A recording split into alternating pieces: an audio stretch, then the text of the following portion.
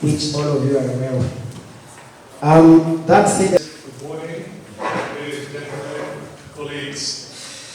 Great awareness and confidence in this environment.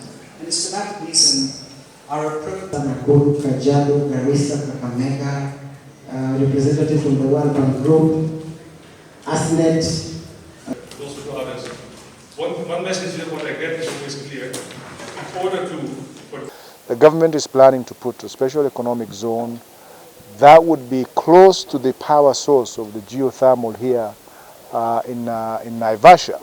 But because cost of power is a really big component, we are working with the KenGen and other bodies responsible for power to make sure that our manufacturers can enjoy as low as 5 to 6 US cents as opposed to 18, 20 cents that they are being charged today.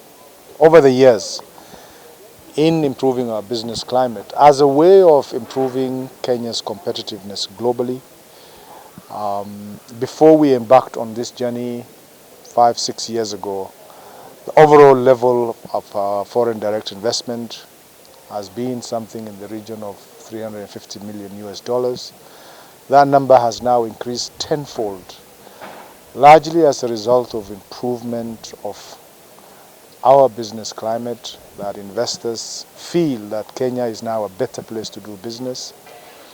Our target is to be in the top quartile by next year. There are other sectors that we still need to tackle for us to achieve and making sure that all these indicators are above 50. And even as we target, one day we hope to be above 20, or then maybe be number 1. What do we need to do? It means that all these indicators on average have to be that position in every stage. Excitement in the DR Congo about Naivasha is palpable, especially in the North Kivu, the South Kivu regions. They cannot wait for the Naivasha Inland Container Depot to really hit the momentum because they were forced to drive all the way to Mombasa for their cargo. And the people I'm talking about are actually my customers, our customers at the bank in Equity.